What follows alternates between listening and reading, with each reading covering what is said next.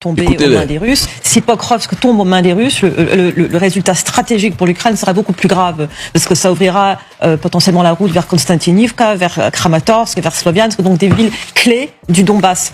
La grande crainte, ce serait soit d'une retraite très désordonnée, soit encore pire, d'une capitulation et donc de prisonniers de guerre. Et un Mariupol bis, c'est ce que les Ukrainiens doivent à tout prix éviter. Mais regardez, en termes de missiles et de drones, rien qu'en octobre 2025, l'armée russe a lancé 5298 drones et 276 missiles sur l'Ukraine.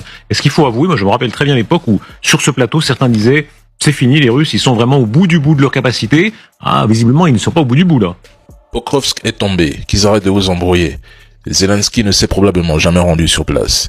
Tout porte à croire que les images ont été tournées ailleurs, parce que Zelensky ne contrôle plus rien. Et puis, soyons logiques. Comment une armée, que l'on a décrite comme étant faible, utilisant des machines à laver, a-t-elle pu prendre une ville stratégique, symbolique et défendue que Pokrovsk?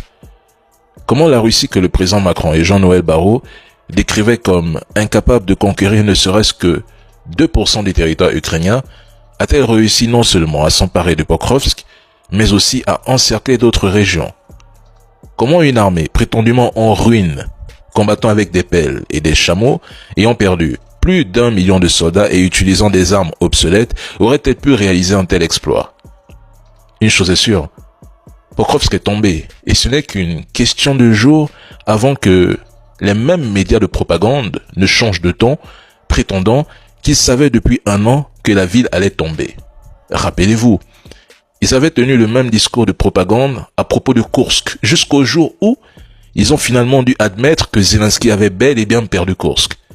Honnêtement, si vous voulez connaître la vérité sur cette guerre, oubliez les chaînes occidentales, écoutez plutôt les médias ukrainiens indépendants.